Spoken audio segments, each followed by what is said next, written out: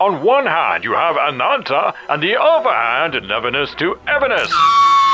Two open-world RPG giants revealed 1 year apart. One by NetEase, the studio behind Marvel Rivals and Naruto Blade Point, and the other by Hotta Studio, the team behind Tower of Fantasy. Right. One promises a revolution in the genre by removing the gacha on characters, while the other one promises refinement of the model.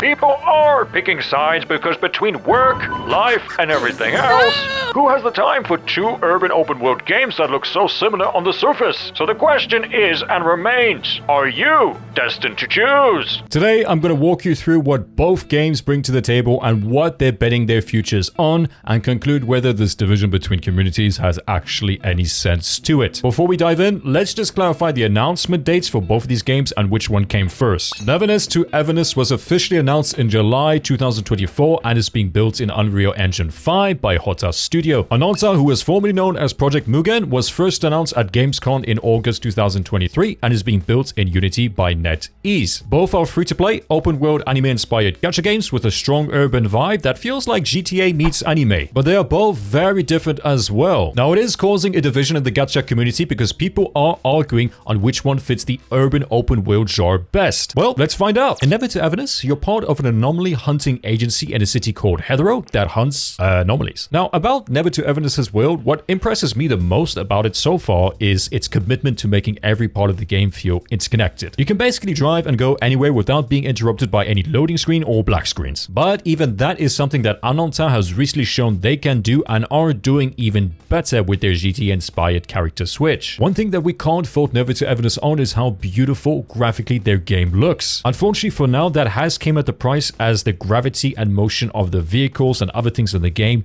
seem a little bit more stiff of what you would find in Ananta. You'll mostly feel this with the vehicles in NTE, where it looks or feels like there is no suspension whatsoever, which is unfortunate because the game is heavily focused on vehicles as well, and Unreal Engine 5 can definitely handle vehicle gravity and weight distribution, but unless the devs customize the physics systems, vehicles will often just feel floaty or ungrounded. But I'm giving Hotta Studio the benefit of the doubt, as I do think this is something they're going to correct and also look at closely for each type of vehicle. So hopefully we will see improvements on that end later. One of NTE's unique quirks is the way you can navigate around the world in a sort of cooler world style. You're basically able to make any surface a walkable surface, which not only makes you see the world in a different angle, but is connected to how you solve puzzles and other challenges throughout the world. I am curious about how other players feel about this feature, but I personally don't find it necessarily fun, although it is something new. And yep, you've probably guessed it already, the game will have the usual stamina cap that limits the amount of time you can invest into grinding every day to improve your account. And this is something you'll find in most popular gacha games, which I frankly have had enough of. For the combat, it's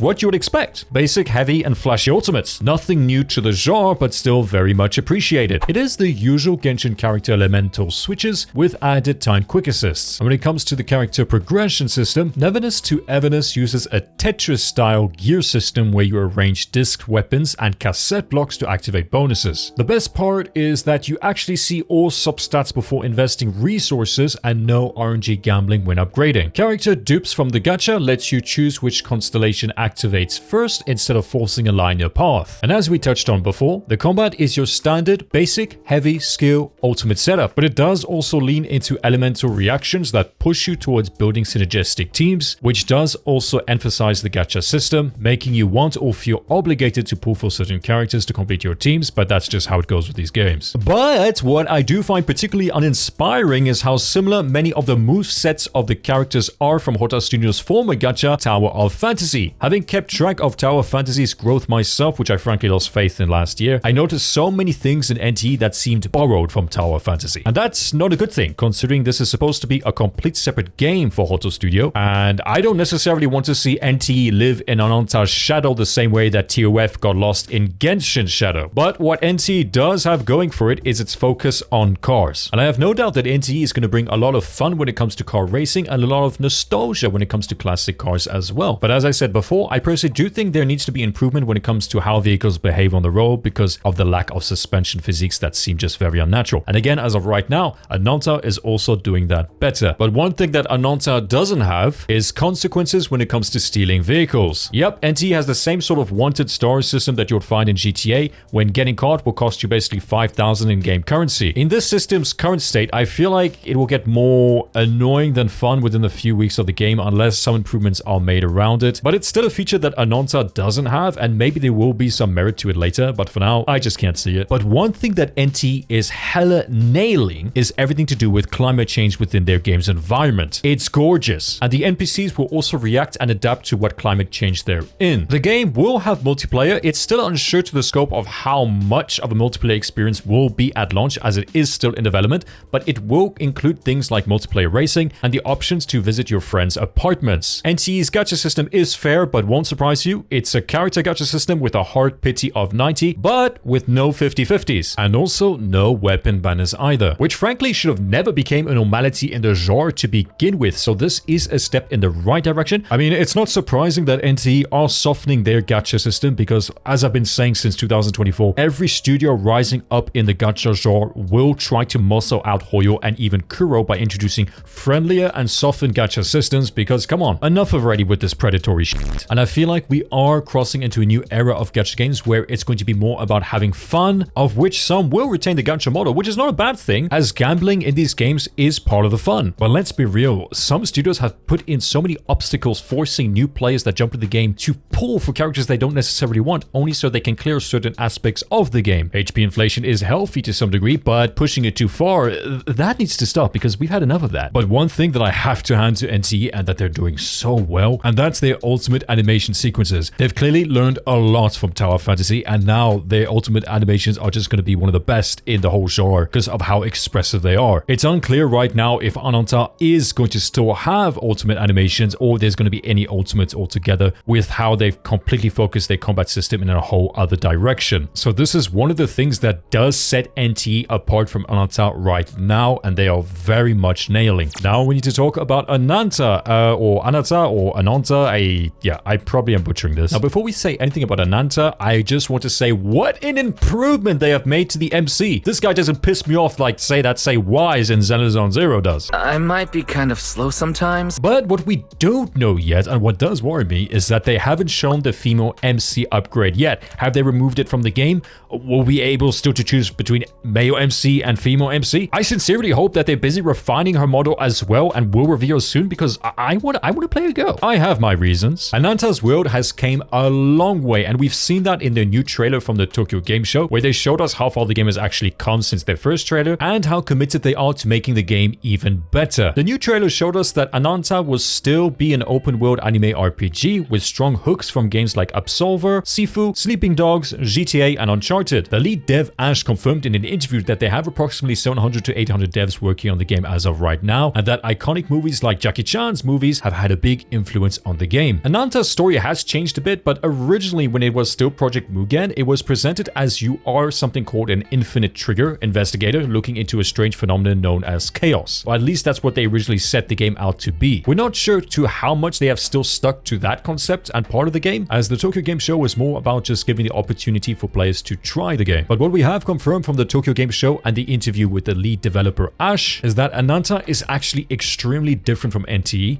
because unlike NTE's single narrative, Ananta, you're going to be experiencing multiple interconnected lives across different professions. So yep, your characters will have jobs and lives of their own where you'll be unlocking unique stories and much more. And this segment is directly from the interview where Ash said, in reality, you only live one life, but in Ananta, you can live as many different lives as there are characters. And I like this because the world feels just so much more alive, because you're not just logging in to fight within it, you're visiting it, you're experiencing it, and living multiple lives within it and seeing it from different angles. And I think that's going to greatly contribute to the game's longevity of fun and also experiences. One of the things that I personally love about Ananta is that it leans into the quirky and surreal. Like seeing a toilet sprout legs and just sprint down the street, it's one of those things that just shows that the game embraces oddities as part of its urban charm. And that is definitely something that currently sets it apart from NTE. Ananta also has something they're calling the Ultra Free 3C, which is basically a system they have where you can transition from character to character, but is an idea that they obviously took from GTA, but fits their world so well, as when you are doing this transition, you never know what you're getting into, because even when you're not playing a character, they still carry on with their lives and their jobs, which means that when you are doing this transition, you're only going to know what kind of situation that character is currently in when you are on the character, which I think fits Ananta really well considering how many activities currently exist in the game already. Now, so far, there's no stamina system mentioned anywhere. Characters basically level up by living their lives, and their jobs, so cops through police work, delivery drivers through deliveries, etc. So your progression is tied to actual gameplay engagement and grinding. It's likely there will be limits as how many commissions you can take on per day with your jobs, but I think given Ananta's innovative approaches that we've seen so far, and also motivation, that I don't think they're going to settle for something very dull like as we've seen in previous gacha games, and I think they will find a fair system where it will feel like we're not being limited too much. Now, combat in Ananta has nothing to do with any gacha game you've ever seen. And with all being said, I'm not even sure if we can still fit this game in the gacha genre anymore, but we'll talk about that later. But yeah, combat is basically influenced by terrain, props, and mechanics like precise dodging, parries, and counterattacks. So combat isn't just like flashy beams and anime bursts as you'll see in most anime gachas, although I do hope that they will keep ultimates in their game, like ultimate sequences for their characters, because that's one of my favorite things in the genre. But what's so good about their combat system is that players can basically disarm foes and grab their weapons mid-battle, and what I think they're trying to achieve with that is break the cycle of repetition when it comes to the genre, so that you can expect each fight to be very different with each character's abilities and each weapon you decide to use. I wasn't able to go to the Tokyo Game Show, so I don't know if they decided to scrap all the ultimates from the game, or that they've just simply decided not to reveal what direction they've taken when it comes to the climax of their characters. I do hope that they didn't show any ultimates at the Tokyo Game Show's gameplay, or the trailer is because they're simply working on a new system, or simply just polishing the traditional one. But either way, I really hope they do keep that in the game, because it does help set the identity and also separate the identities between the characters. And because they're so awesome. One thing that was very interesting during the interview with the lead developer Ash is that he wasn't even questioning about multiplayer, but still openly addressed it in a reply to a different question, which means they are very much going to bring us multiplayer. And in a game like Ananta, where you can clearly see the developers know what is fun, I think the multiplayer can be amazing. So we'll see. When it comes to the gacha, well, an announcement was made during a recent interview that Ananta won't have any character gacha, so every character will be free and unlocked through gameplay. During the interview with the lead developer Ash, he did explain what they plan on doing instead, but I don't think they've ruled out a gacha system altogether, as they specifically said no character gacha opposed to no gacha at all. And no gacha at all is a risky approach, because a gacha system, regardless of it being a character or weapon, has always been the cash cow of the industry. And even the worst of gachas make a profit, as it's a model that works. But I think a lot of us are just simply getting tired of it because of how predatory it's been in the hands of certain studios. Wink wink. So seeing Ananta break the mold like Dwayne Knight Abyss could redefine the entire genre or create a new one altogether. And that kind of innovation is what I personally love to see from a new studio, and especially when it benefits the player base. And frankly, I would happily spend more on a game if I feel like I'm being treated fairly. But let me know how that makes you feel. So that's the general feel of Ananta. And with us going through NTE and Ananta right there, just speaking about it, I feel like we're finally entering a time where Hoyo and Kuro Games are no longer going to be holding all the cards. Right now, with all these innovative gacha studios rising, it's almost like it's a battle now for the soul of the genre. And what it's going to come down to is just what people personally enjoy the most, and there's soon going to be an anime RPG for everyone. And again, when it comes back to NTE and Ananta, although these games look very similar on the surface, they are very different. I believe that Ananta knows what it wants to be and has the talent to succeed even without a gacha system. Whilst Neverness to Everness is sticking to a character gacha but removing the 50/50s and weapon banners, and by doing that, I think they're still guaranteeing themselves a spot among the gachas that will stay relevant to those who don't mind that form of monetization. And Neverness to Everness does have a unique identity, but I'm having a harder time to get behind it, at least for now, because it still feels a little bit unpolished. But the same goes for Ananta. Both of these games still have a long way to go. I am more excited for Ananta right now, but that doesn't mean it's better than Neverness to Everness, as both games are still in development, and at the end it is going to come down to what we prefer. Now, about the conflict between both communities, and this Gacha Civil War we're seeing. Will there ever really be a winner between these two? Honestly, with all things considered, the real winner to be here is us, the players. You don't have to pick sides or get into conflict about which one is better. This isn't politics. These are video games designed to entertain you, not define your identity.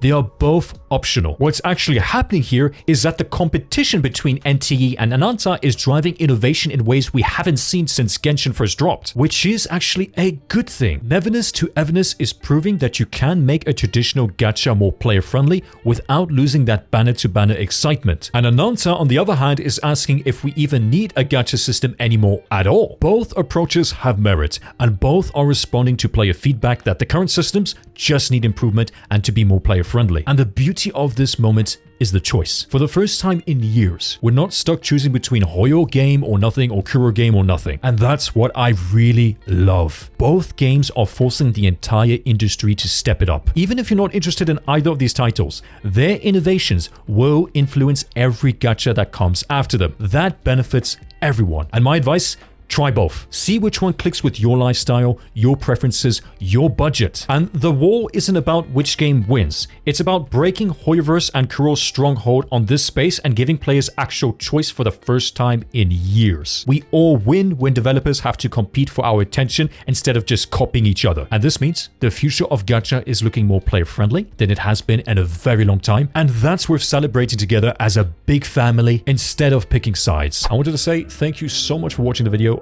This is the first time I ever make a video like this. Let me know in the comments which gacha you're most excited for, even if it's not one of these two. I'm most excited for Arknight's Enfield, so I am also excited to see how many of you as well. Please be good to each other and yeah, spread the love. This was Static. Remember to have fun, and I'll see you in the next one.